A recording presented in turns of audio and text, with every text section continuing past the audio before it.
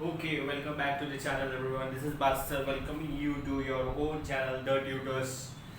We have lecture number 2 for Science 2, chapter number 4, Environmental Management of 10th Standard.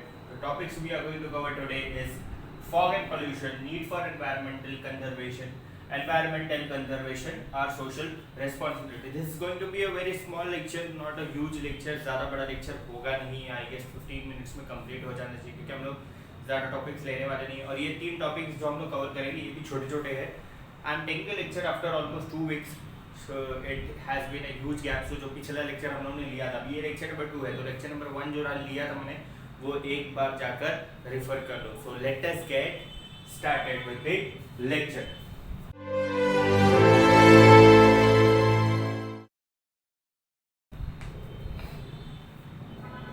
Fog and pollution in the city a problem. ठीक है, fog and pollution in the city is a problem. Now fog and pollution ये सब क्यों होता है? Basically there are many types of pollution. ठीक है, तो उसमें हम लोग अभी डिटेल में थोड़ा सा जाएंगे, थोड़ा डिस्कस करेंगे कि पोल्यूशन कितने टाइप के होते हैं. जैसे कि air pollution. Air pollution is caused due to the factories, due to the vehicles, इतनी सारी चीज़ें हैं. स्मोकिंग करते हैं हम लोग और बहुत सारे हमारे रिचुअल जैसे होते हैं जिसकी वजह से एयर पोल्यूशन होता है. बहुत सारी ऐसी चीज़ें हैं. See rituals, I am not blaming any rituals, but कहीं ना कहीं वो भी एक फैक्टर है जिसकी वजह से एयर पोल्यूशन होता है. नेचुरल वेज में भी बहुत सारा मतलब ऐसा खुद से एयर पोल्यूशन भी होता है. जैसे कि तुम लोग देखोगे फॉरेस्ट फायर है, बुश फायर जो भी ऑस्ट्रेलिया में हुई थी, वो ये सारी चीज़ें जो है ये बेसिकली एयर पोल्यूशन को प्रमोट करती है. एयर पोल्यूशन इसके वजह से बढ़ता है. Next we have is water pollution. Water pollution में भी फैक्ट्रीज का बहुत बड़ा काम है. ठीक है, फैक्ट्रीज में से जो गंदा पानी निकलता है वो प्रॉपरली ट्रीट किए बिना ही उन लोग रिवर्स में छोड़ देते हैं उसको. और हमारा जो ड्रेनेज सिस्टम है वो भी इतना पावरफुल है नहीं, इतना प्रॉपर है नहीं कि हम लोग उसको प्रॉपर तरीके से जो वेस्ट वाटर है उसको प्रॉपर तरीके से ट्रीट करके हम लोग उसको सी में छोड़े. ठीक है, सो सी वाटर अल्टीमेटली गंदा हो रहा है. We ask one question every time कि हमारे यहाँ का पानी, हमारे यहाँ का जो सी वाटर है वो इतना काला क्यों होता है, बाकी कंट्रीज का क्यों नहीं होता? क्योंकि बाकी कंट्रीज में जो ड्रेनेज सिस्टम है उसका जो पानी है वो लोग प्योरीफाई करके उसको सी में ड्रिंक करते हैं. हमारे इधर वैसा नहीं होता है. हमारे इधर गटर का पानी जो है वो सीधा सी में चला जाता है, गंदा ही रहता है वो पानी और वो सी वाटर को भी गंदा करता है. अल्टीमेटली सी वाटर भी गंदा हो जाता है and it results in water pollution. Next we have is soil pollution. Soil pollution is due to the excessive use of pesticides, excessive use of chemical fertilizers.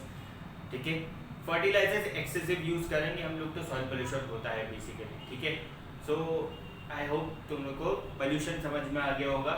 ये एक बहुत बड़ा इशू है जो सिटीज में ज़्यादातर देखा जाता है, गांव में नहीं होता है. गांव में जो हवा होती है, गांव में जो पानी होता है, सॉइल होता है, वो बहुत ज़्यादा साफ होती है क्योंकि वहाँ पर फैक्ट्रीज नहीं होते, वहाँ पर पोल्यूशन कम होता है.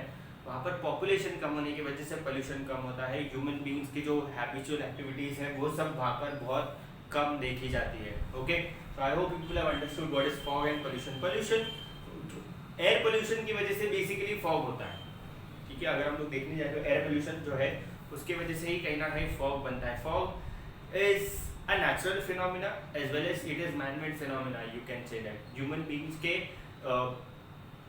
आजू बाजू अगर हम लोग ने समझो एयर पोल्यूशन क्रिएट किया, बहुत ज़्यादा पोल्यूशन क्रिएट किया, हवा बहुत गंदी कर दी हमने, तो जिसकी वजह से पोल्यूशन हो सकता है और उस पोल्यूशन से फॉग बनने के चांसेस बढ़ जाते हैं. So I hope you will have understood what I am teaching you right now. Second topic for the day is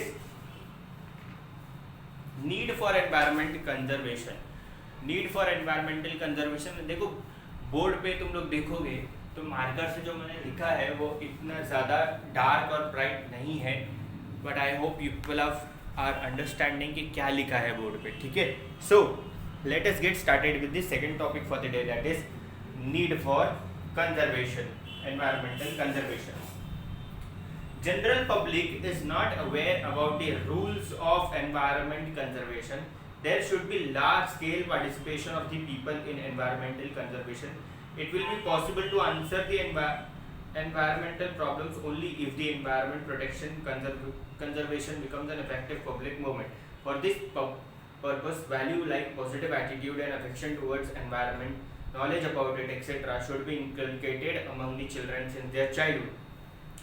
This will help to make the future generations more aware about environmental conservation and protection. So as to achieve this, it is necessary to increase the awareness through education. Now what they have told over here is कि environmental pollution और उसका जो conservation है वो बहुत easy topic है. All you need to do is you need to show affection towards your environment. हमको environment से जितने भी फायदे मिलते हैं वो सब तो मिलते ही है, बट हमको environment को protect करने भी आना चाहिए.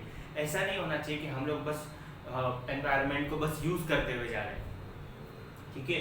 ऐसा नहीं होना चाहिए that we are just using our environment for the betterment of ourselves and are not conserving the environment. हमको environment को conserve करना है, हमको ज़्यादा से ज़्यादा पानी को साफ रखना है, ज़्यादा से ज़्यादा हवा को साफ रखना है, ज़्यादा से ज़्यादा पेड़ लगाने हैं. हमें देखना है कि हमारे आजू बाजू का जो environment है वो हमारे वजह से गंदा तो नहीं हो रहा है.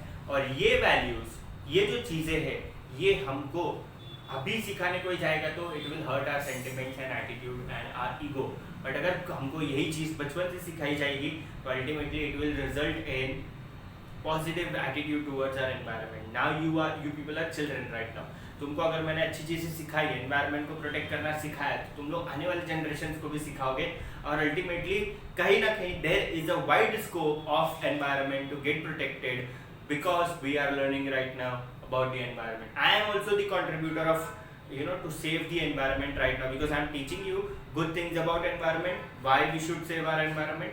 You will tell more people and you will teach your own upcoming generation about the environment. So ultimately the environment can get preserved if we have proper knowledge and we have proper you can say that positive attitude towards the environment. Okay. Today, all the developing and underdeveloped countries have accepted the responsibility of environmental protection. Their efforts are in different directions. They have defined the future plans about environmental protection and have constituted the necessary laws. आज के तारीख में जितने भी develop countries है, developing countries है, under develop countries है, under developing countries है, जितनी भी कंट्रीज है, there are 207 countries in the world. all the countries have accepted that the environment is getting degraded and it is our moral responsibility that we should protect our environment and not harm the environment.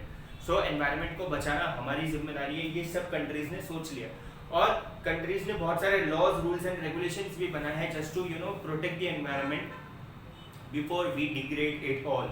ठीक है, environment को बचाना ज़रूरी है.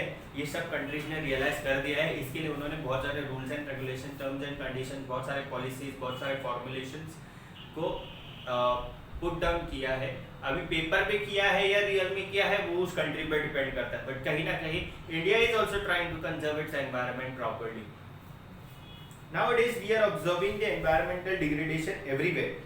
Okay, आज हम लोग देख रहे हैं कि हमारे आजू-बाजू हर एक जगह पे एनवायरमेंटल डिग्रेडेशन हो रहा है. Say for example if you take अभी आरए कॉलोनी में हम लोगों ने देखा कि कुछ 2500 ट्रीज को कट डाउन कर दिया गया था just to build a metro.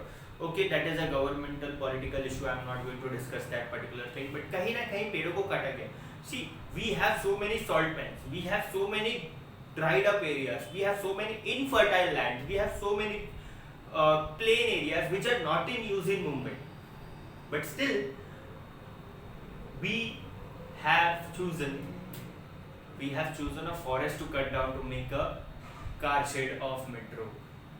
Isn't that strange thing कि हम लोग के पास इतना लैंड अवेलेबल होने के बावजूद, हम लोग के पास इतने ज़्यादा इनफर्टाइल लैंड, इतना ज़्यादा खाली लैंड अवेलेबल होने के बावजूद हम लोग ने एक फॉरेस्ट को कट डाउन किया just to build a car shed. It's okay, not an issue. वो एक पॉलिटिकल इशू था. I won't be discussing that as I told you. But देखते हैं अभी क्या है.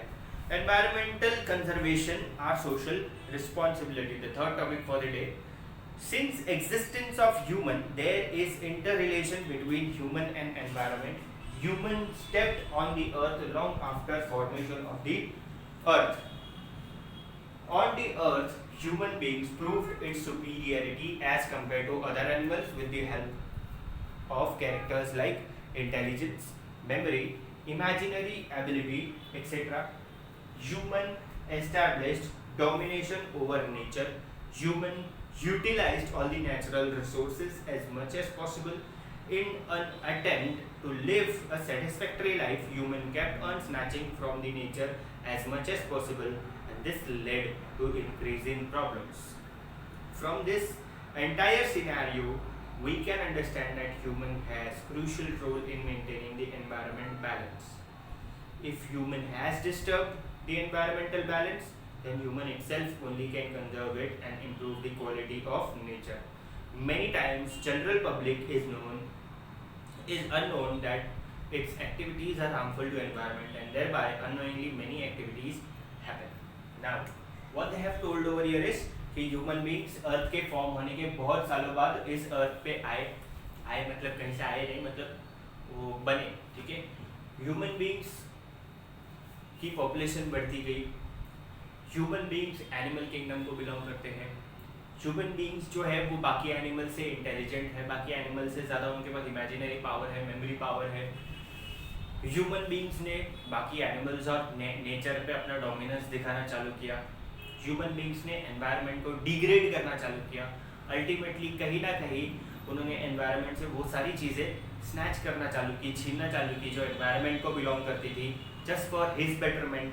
एंड अल्टीमेटली कहीं ना कहीं आज जो प्रॉब्लम्स अराइज हुई है एनवायरमेंटल प्रॉब्लम, एंड वो सारी प्रॉब्लम्स का जो जड़ है, रूट है, वो ह्यूमन बींग्स ही है।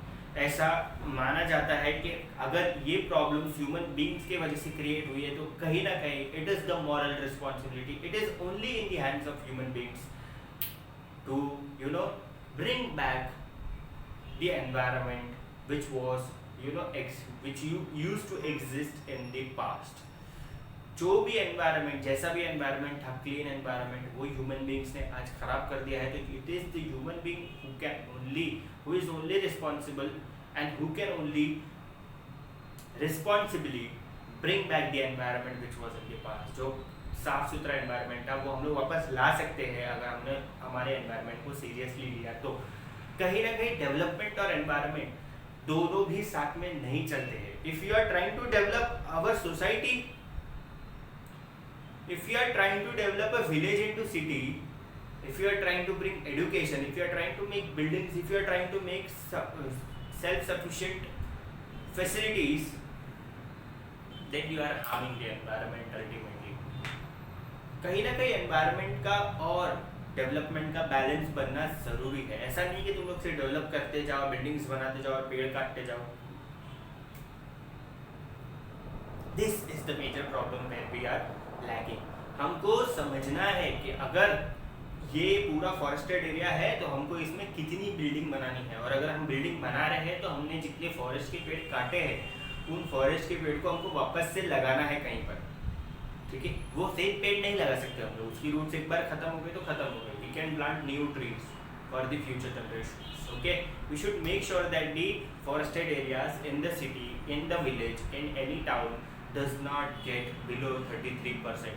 अगर एक एरिया में कहीं पर भी अगर तुमको साफ हवा चाहिए तो you should have at least 33% of the forested areas. Maharashtra itself just have 17% of forested areas. It is half of what we need. 33% चाहिए, हमारे पास सिर्फ 17% है, 16% है, so it is very very less. So the air quality is not so bad in Maharashtra.